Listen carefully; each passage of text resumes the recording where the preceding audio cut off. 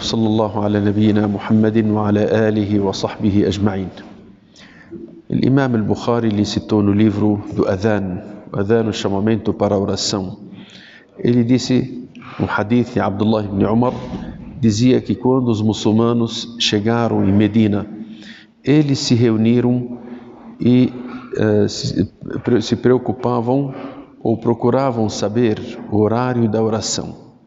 Antes não tinha, quando chegaram em Medina, as orações eram determinadas por Allah subhanahu wa ta'ala, 5 orações, mas eles não tinham a forma de chamar as pessoas para a oração.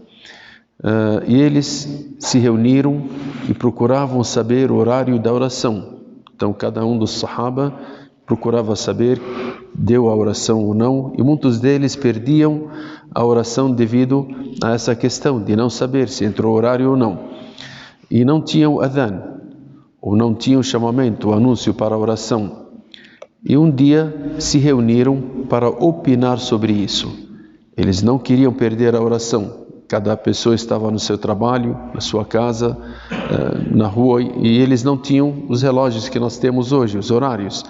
Então muitos deles não sabiam se entrou o horário ou não para alcançarem a oração junto com o profeta Muhammad sallallahu alaihi wasallam.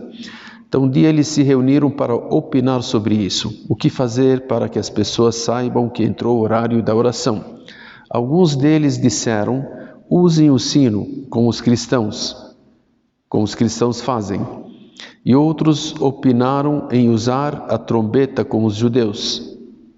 E o Umar ibn al-Khattab radiyallahu anhu, ele disse, por que não mandar um homem chamar pela oração e dizer as-salat, as-salat? A oração já está no horário, para que essa pessoa se espalhasse ou isse pelo comércio e pelas ruas e chamasse as pessoas para as pessoas virem para a oração. O mensageiro de Allah disse, ó Bilal, levante e convoque pela oração, e chame pela oração. Esse hadith nos mostra que no começo da Hijra, ou antes da Hijra, não tinha o adhan.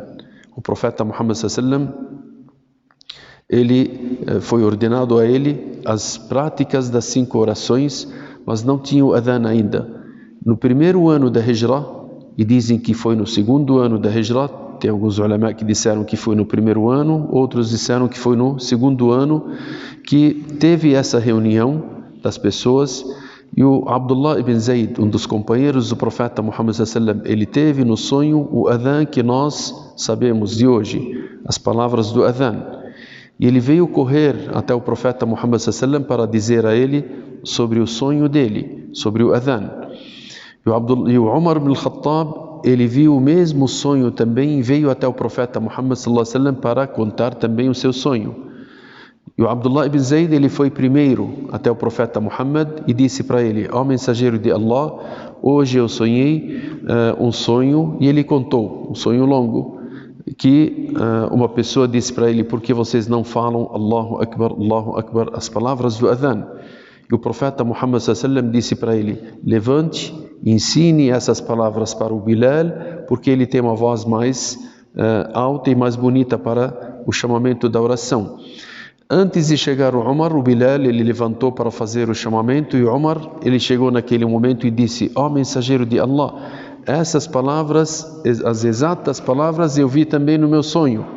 E o profeta Muhammad sallallahu ele ordenou que fizesse essas palavras, esse adhan, e confirmou isso porque ele tinha ouvido isso no céu, quando ele ascendeu ao céu na viagem noturna.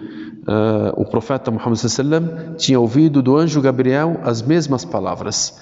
Então, a partir dali já ficou o chamamento para o adhan, a convocação através do adhan de cada horário. Quando entrasse o horário da oração, então Bilal, ele levantava, como o profeta Muhammad sallallahu ordenou ele a fazer o chamamento, e se tornou adhan uma regra para as orações a partir daquele momento. Esperamos que Allah subhanahu wa ta'ala nos ensine aquilo que nos beneficia nesse mundo e no outro mundo. Sallallahu ala nabiyyina Muhammad wa ala alihi wa sahbihi ajma'in, walhamdulillahi rabbil alamin.